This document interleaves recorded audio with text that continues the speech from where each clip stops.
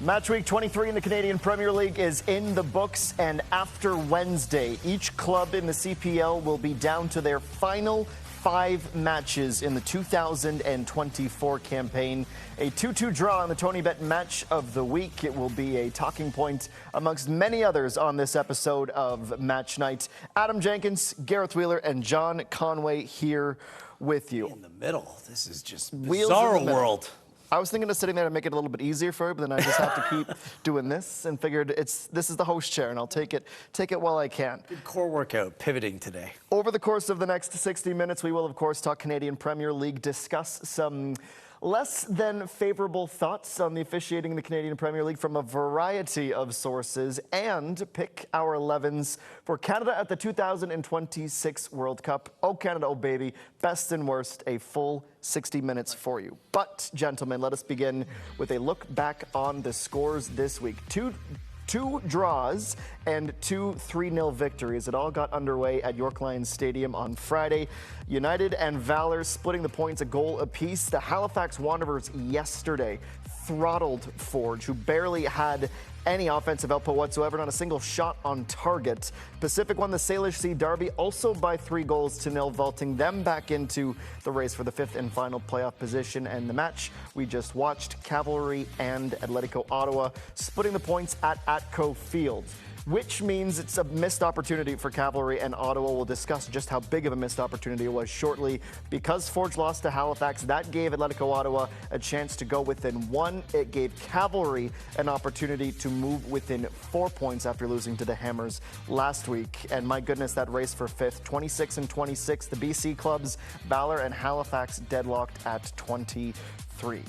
So, gentlemen, we could discuss, or we could start anywhere from those 4 matches, but because it's fresh in the memory, because you just called the game, John Conway, let's start there. Missed opportunity, as I said, yes, but how big of a missed opportunity was it for each of these 2 clubs? Yeah, I think it was a massive one. I think in both cases, the positioning for the first 2 spots obviously gets you a direct route to the final.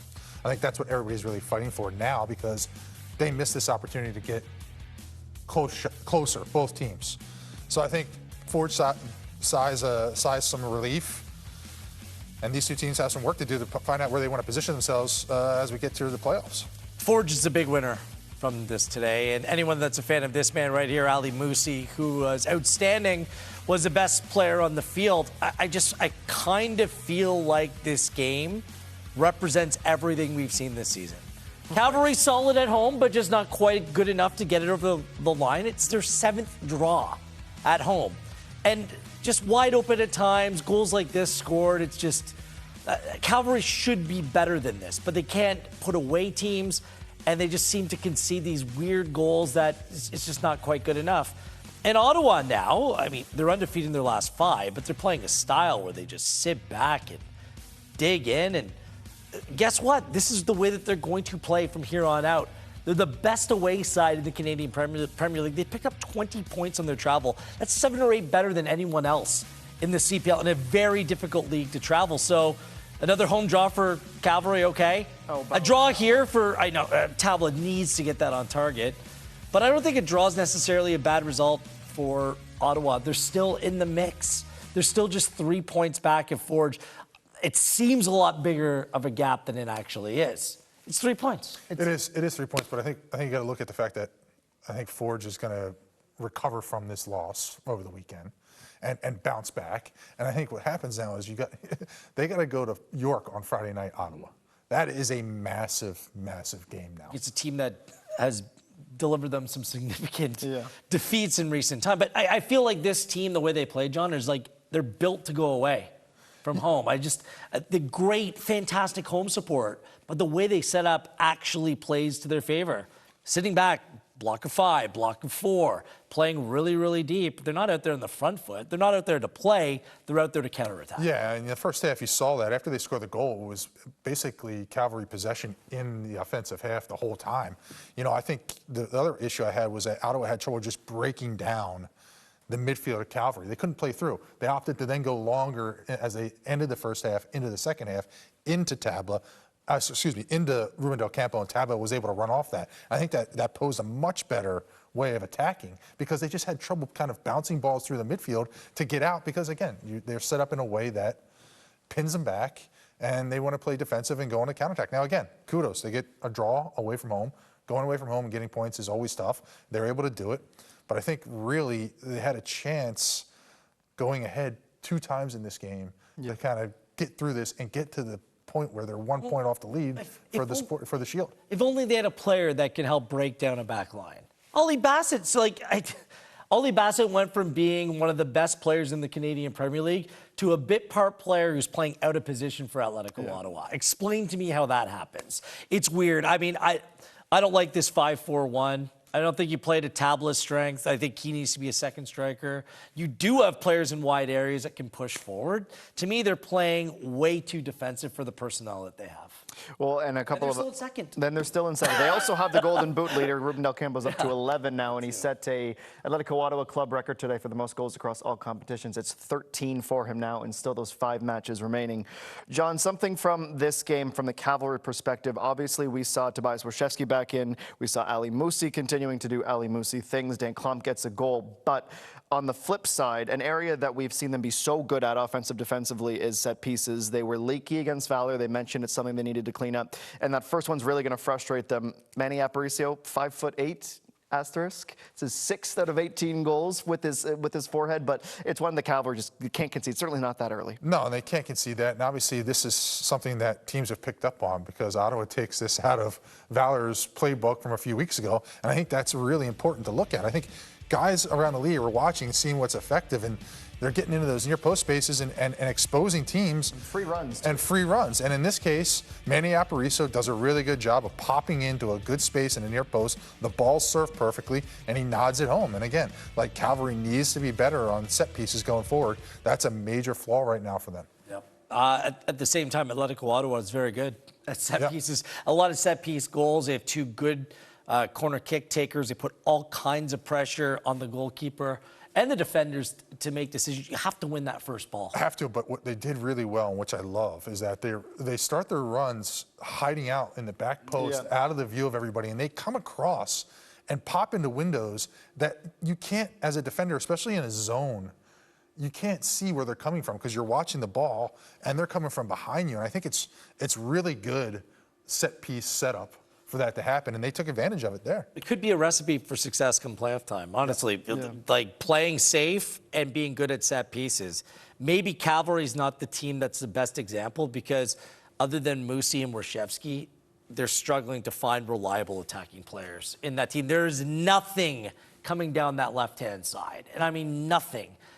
They need to be show that they're much more dynamic. Like last year, they were dynamic. They had different types of players that can beat you, Adam. I just think this Cavalry team is limited in terms of their attack. Well, we'll park that conversation here. We have to talk about the other race happening right now. That is the race for the 5th and final position. I'm sat beside 2 Philadelphia Eagles fans. They're probably happy. Talks about the company I like to keep. I want to talk about the other Eagles, though. Our CPL Eagles, Vancouver, who laid an egg to Pacific, the final Salish Sea derby of the season. They had dominated Pacific in this fixture over the years, but this 4-4-2 diamond that has Zanata and Dyer up top has been absolutely electric. They got on Vancouver early. They got on Vancouver often.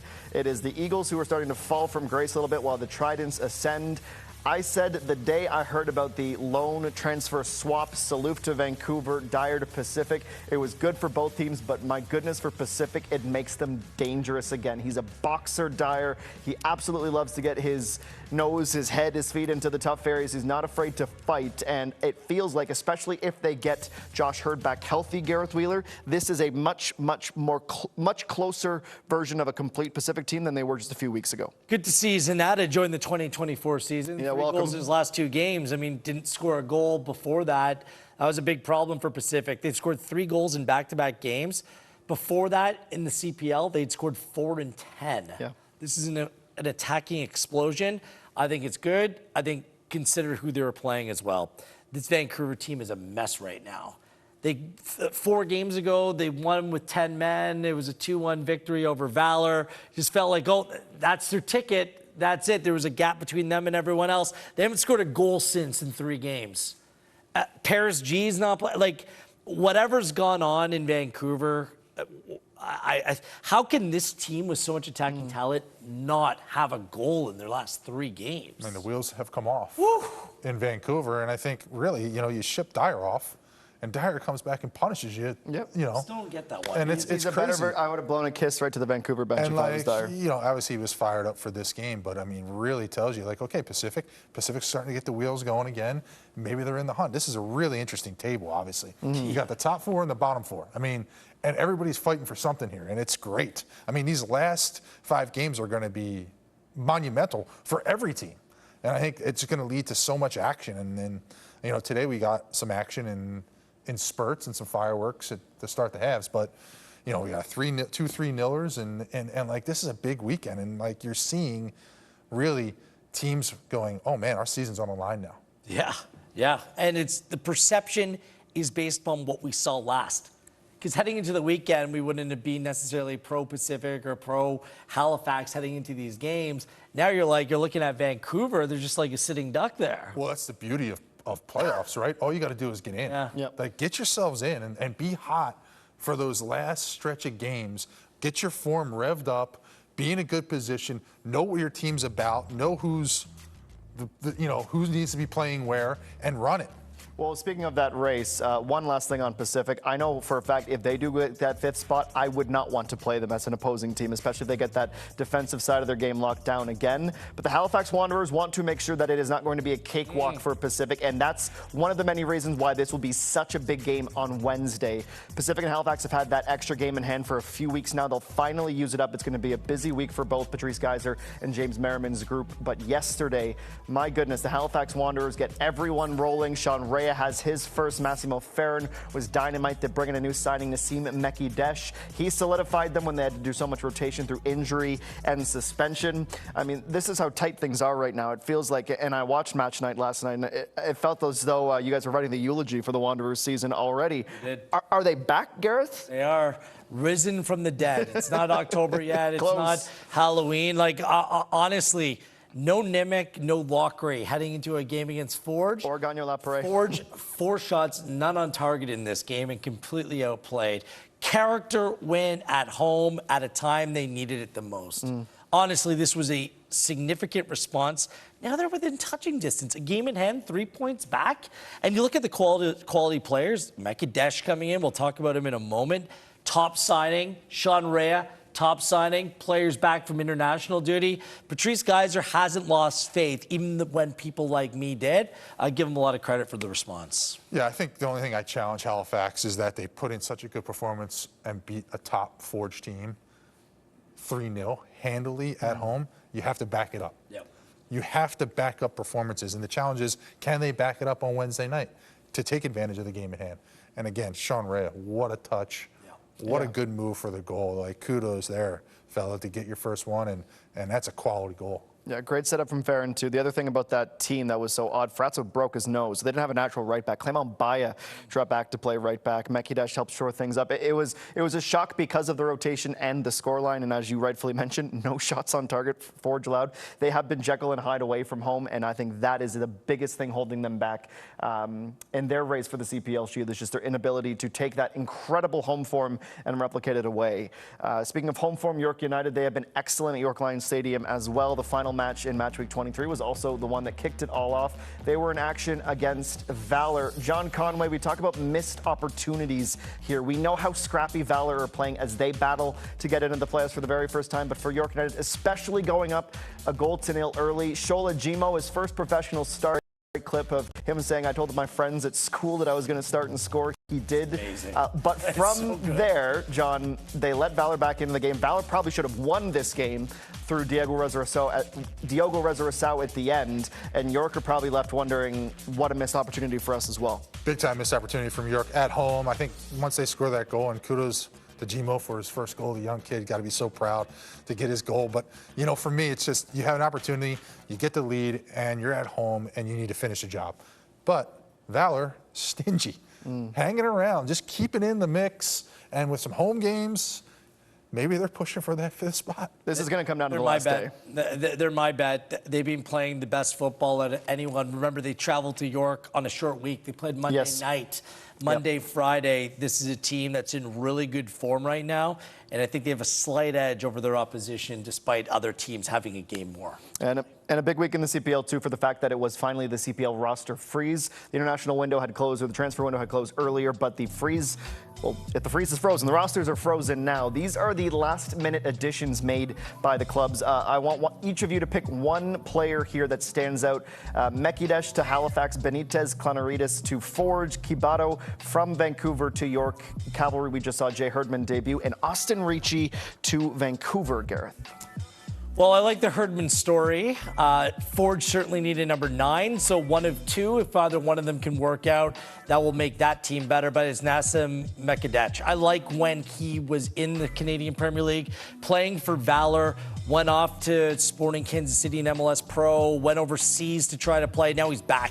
I think he's a player with high potential. I think he can play at the next level. Yeah. At the very least, be a very good player in this league. Great pickup by Halifax. Great pickup by Halifax. Obviously had a really good performance over the weekend. I think the big one for me that highlights is Ricci. Ricci gone to Vancouver, and I think, really interesting move, and we'll see how that plays out. But the Mekadesh one for me is really, based on his performance, big signing, especially for a late season push for Halifax. Yeah, Mekadesh with vibes of Luke Singh, an offensive-minded center back. I didn't love the fit with him in Valor. I think it might work out really well for him in Halifax. He's also on a deal through 2025. He has a club option for 2026 as well.